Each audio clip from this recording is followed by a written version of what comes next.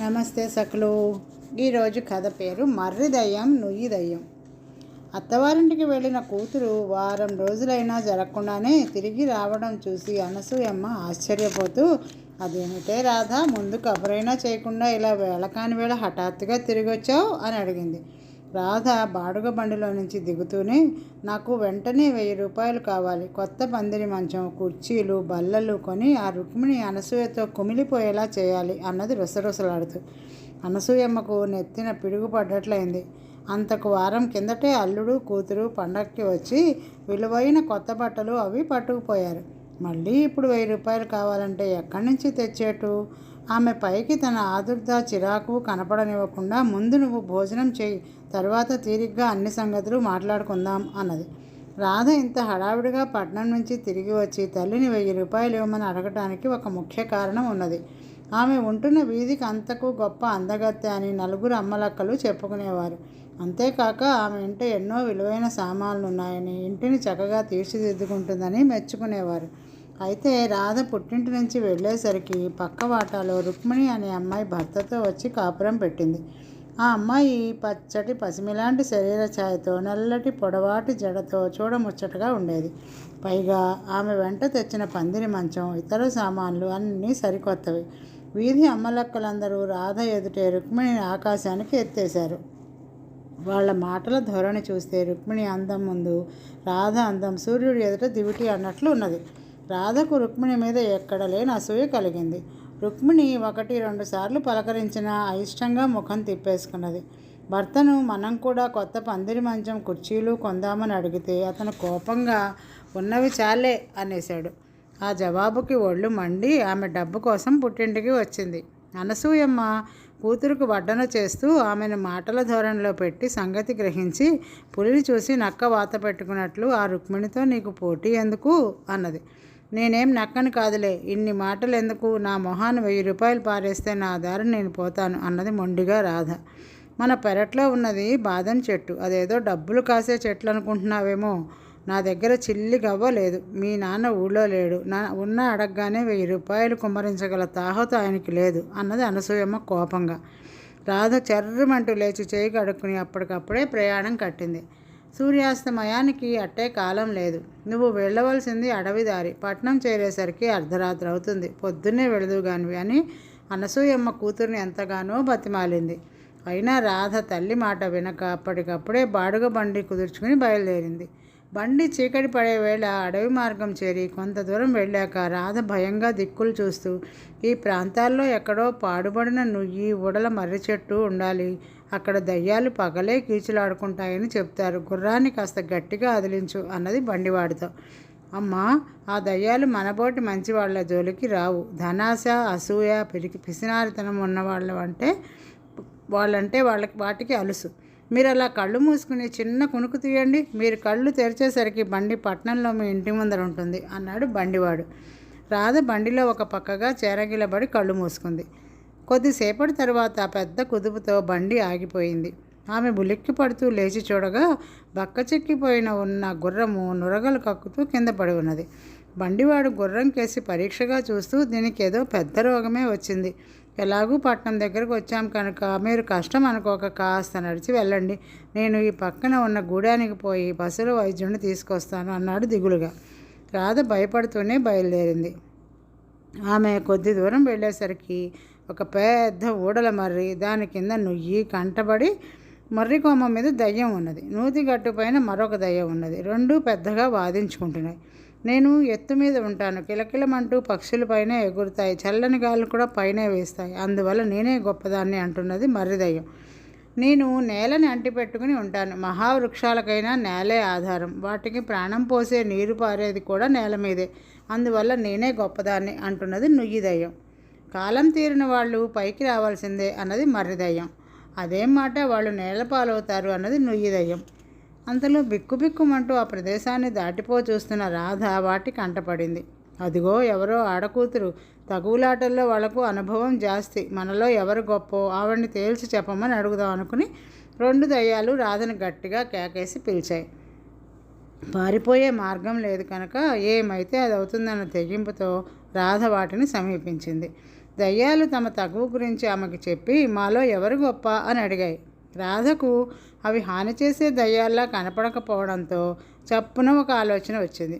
ఆమె గట్టిగా ఒకసారి గొంతు సవరించుకుని, గొప్పతనం ఉన్న స్థలాన్ని బట్టి కాక శక్తి సామర్థ్యాలను బట్టి ఉంటుంది. మర్రి దయ్యం చెట్టు కొమ్మల్ని ఊపి ఎన్ని బంగారు నాణ్యాలు రాల్చగలదో, నుయ్యి దయ్యం చేద వేస్తే ఎన్ని బంగారు నాణ్యాలను పైకి పంపగలదో దాన్ని బట్టి ఎవరు గొప్ప నిర్ణయిస్తాను అన్నది. మర్రి దయ్యం చెట్టు కొమ్మలు ఊపింది. గలగలమంటూ బంగారు నాణ్యాలు రాలాయి. నూతి దయ్యం రాధ వేసిన చేద నిండా బంగారు నాణ్యాలు పైకి పంపింది. ఆమె వాటిని తన దగ్గర ఉన్న సంచిలో వేసుకుంది. బంగారు నాణాల విషయంలో మీరిద్దరూ సమఉజ్జీలు. అందుకని మీకు ఒక పరీక్ష పెడతాను. మా ఇంటి పక్కన 2 భార్యాభర్తలు ఉన్నారు. భర్త భార్యను పురుగును చూసినట్టు చూస్తాడు. ఆమె పచ్చగా ఉంటుంది. నల్లటి పొడవాటి జడ. మీకు తెలుసో లేదో, మగవాళ్ళకి నల్లని శరీరం తెల్లటి జుట్టు అంటే చాలా ఇష్టం.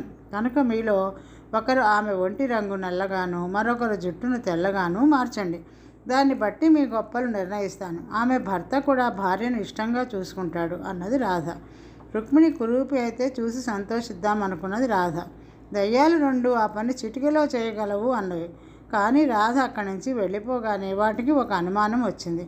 ఆమె తన పక్కింటి ఆవిడ అన్నది కానీ ఏ పక్కింటి ఆవిడో సరిగా చెప్పలేదు. అందువల్ల తమతో అంత మంచిగా మాట్లాడిన రాధపైనే తమ శక్తిని ప్రదర్శిద్దామని, భర్త ఆమెను మరింత బాగా చూసుకుంటాడని అనుకున్నవి. అర్ధరాత్రి వేళ ఎవరో తలుపు తట్టిన శబ్దమై రాధ భర్త లేచి వచ్చి తలుపు తెరుస్తూనే ఆమెను చూసి భయంతో కేక పెట్టాడు. ఎందుకు అలా భయపడిపోతారు? నేను రాధని అన్నది రాధ. నువ్వు రాధవా లేక దయ్యానివా? కారు నలుపు ముఖం, తెల్లటి జుట్టు అంటూ రాధ భర్త తలుపు మూయపోయాడు. రుక్మిణికి బదులు దయ్యాలు 2 తనను కురూపిని చేశాయని గ్రహించిన రాధ కేవ్వమంటూ పెద్దగా అరిచి కింద పడిపోయింది. ఎందుకమ్మగారు కేక పెట్టారు? పీడకల అంటూ ఎవరో భుజం తట్టేసరికి రాధ కళ్ళు తెరిచింది. ఇప్పుడు బాడుగ బండి అడవిదారి దాటి పట్టణాన్ని సమీపిస్తున్నది. తనను భుజం తట్టి లేపిన బండివాడు తన కేసి ఆశ్చర్యంగా చూడడం గమనించిన రాధ ఈ జరిగిందంతా ఒక పీడకల అని తెలుసుకున్నది. ఇంత బాధాకరమైన పీడకలకు కారణం రుక్మిణిపై తనకున్న అర్థం లేని అసూయ. ఆమె ఇల్లు చేరుతూనే పక్కవాటాలోకి వెళ్ళి రుక్మిణిని ఆప్యాయంగా పలకరిస్తూ, ఇన్నాళ్ళు చెప్పలేదు కానీ నువ్వు చాలా అందంగా ఉంటావక్క. నాకు అక్కలు లేరు. నీ వల్ల ఆ లోటు తీరినట్లుగా ఉన్నది అన్నది. లోగడ తమ కంటపడగానే ముఖం పక్కకు తిప్పుకునే రాధ తనను ఎంతో ఆప్యాయంగా అక్క అంటూ పిలిచినందుకు చాలా సంతోషించిన రుక్మిణి, నీకు అక్కలు లేని లోటు నా వల్ల తీరితే నాకు చెల్లెలు లేని లోటు నీ వల్ల తీరుతుంది. కొద్దిసేపట్లో వంట పొగించుకుని మీ ఇంటికి వస్తాను చెల్లి అన్నది. తరువాత కథ. ఈ కథ పేరు దయ్యాల దాగుడు మూతలు.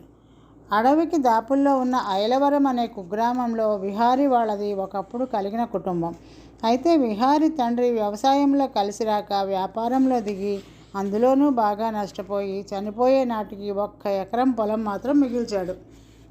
తండ్రి పోయిన కొద్ది కాలానికే తల్లి కూడా గతించడంతో విహారిని అతడి అవ్వ పెంచి పెద్ద చేసింది. అవ్వ ఎంత పూర్ణ పొలం పనికి పోక విహారి గ్రామంలో ఉట్టినే తిరుగుతూ కాలక్షేపం చేస్తుండేవాడు. తన మనమడికి పెళ్లి చేస్తే బాధ్యతలు తెలిసి రాగలవన్న నమ్మకంతో విహారి అవ్వ అతడికి పెళ్లి సంబంధాలు చూడసాగింది. ఆ సంగతి తెలియగానే విహారికి చప్పున ఒక ఆలోచన వచ్చింది. వాళ్ళ ఇంటి పక్కనే రామనాథం అనే చిన్న రైతు ఉన్నాడు. అతని కూతురు విశాలి వీధి బడిలో విహారితో పాటు చదువుకున్నది. తల్లి లేని ఆ పిల్ల ఇంటి పనులన్నీ చక్కగా చేయగలదు. పెళ్ళంటూ చేసుకుంటే ఆ అమ్మాయినే చేసుకోవాలి అనుకున్నాడు విహారి. ఒకనాడు విహారి రామనాథాన్ని చూడబోయి తాను విశాలిని పెళ్లాడదలిచినట్లు చెప్పాడు. ఆ మాటకు రామనాథం మొదట ఆశ్చర్యపోయి తర్వాత పట్టరాని కోపంతో, సోమరిపోతుకు పెళ్ళేమిటి, ముందు మీ నాన్న వదిలిపోయిన ఆ ఎకరం పొలం చేజారిపోకుండా చూసుకో, అదే 10,000 అంటూ గట్టిగా చివాట్లు పెట్టాడు. వంటగదిలో ఉన్న విశాలి ఇదంతా వినింది. అవమాన భారంతో ఇంటికి తిరిగి వచ్చిన విహారికి అర్ధరాత్రి అయినా నిద్ర పట్టలేదు. అతడికి జీవితం మీద విరక్తి కలిగి అడవిలో ఏ విషసర్పానికో క్రూరముగానికో ఆహుతి అయిపోదాం అనుకుంటూ ఇల్లు వదిలి అడవిదారి పట్టాడు. చీకటిలో అతడు ఎంత దూరం నడిచినా క్రూరముగాలు ఎదురుపడలేదు. కానీ పక్కనే ఉన్న గుబురు చెట్లలో నుంచి ఎవరో దాగుడు మూతలాడుతున్నట్లు కేకలు వినిపించాయి. విహారి ఒక్క క్షణం భయంతో వణికిపోయి ఒక చెట్టు చాటుకు వెళ్ళి నిలబడ్డాడు. భీకరంగా ఉన్న తల్లి దయ్యం ఒకటి ఒక పిల్ల దయ్యం కళ్ళు మూసి దాగుడు మూత దండాకోర్ అంటూ అరిచింది. 3 పిల్ల దయ్యాలు దాక్కోవడానికి చెట్ల చాటుకు పరుగులు తీశాయి. తల్లి దయ్యం మొహం మీద నుంచి చేతులు తీయగానే పిల్ల దయ్యం పారిపోయి దాక్కున్న మిగతా పిల్ల దయ్యాల కోసం బయలుదేరింది. అది చెట్ల చాటును నక్కుతూ కొంత దూరం వచ్చి విహారీ కంటపడగానే అమ్మోయ్ మనిషి అంటూ కుప్పకూలిపోయింది. ఆ వెంటనే దయ్యాలన్నీ పరుగు పరుగున వచ్చి విహారిని చుట్టుముట్టాయి. విహారికి ప్రాణభీతితో మూర్ఛ వచ్చినంత పనైంది. తల్లి దయ్యం విహారి కేసి ఆశ్చర్యంగా చూసి పిల్ల దయ్యాలను దూరంగా పోయి ఆడుకోమని చెప్పి, పిశాచాలు తిరిగే వేళ అడవి మధ్యకు రావడానికి నీకెంత ధైర్యం? సరే, ఎందుకు వచ్చావో నిజం చెప్తే వదిలేస్తాను. అబద్ధాలు పలికావో నువ్వు పిల్ల దయ్యాలను గాడిదలా మోస్తూ బతుకున్నంత వరకు ఈ అడవిలోనే కాలం గడపవలసి వస్తుంది అన్నది. ఆ మాటలతో విహారికి కొంత ధైర్యం కలిగింది. అతడు తన పేదస్థితి గురించి దయ్యానికి ముందుగా చెప్పి తర్వాత విశాలిని పెళ్లాడతానంటే కాబోయే మామ రామనాథం చేసిన అవమానం వివరించి, నేనే ధనవంతుడై ఉంటే ఆ రామనాథం ఇలా మాట్లాడేవాడా? విశాలి నా భార్య కానప్పుడు నే బతికి ఎందుకు? ప్రాణాల మీద ఆశ వదులుకునే ఈ అడవికి వచ్చాను అన్నాడు. దయ్యం విహారికేసి కళ్ళు చికిలిస్తూ చూసి, ఓ సింతేనా, ఆ డబ్బేదో కాకితో కబురంపితే పంపేదాన్ని కదా అంటూ పక్కన ఉన్న చెట్టు త్వరలో నుంచి ఒక తోలు సంచి బయటకు తీసి గుప్పెళ్లతో బంగారు కాసులు దాని నిండా పోసి విహారీకిస్తూ, నువ్వేదో కథ అల్లడం కాక నిజమే చెప్పావు అనుకుంటున్నాను. ఈ బంగారం తీసుకుపోయి నువ్వు కావాలనుకున్న పిల్లని పెళ్ళాడి హాయిగా బతుకు అన్నది. విహారీ దయ్యానికి వంగి దండం పెట్టి సంచితో ఇంటిదారి పట్టాడు.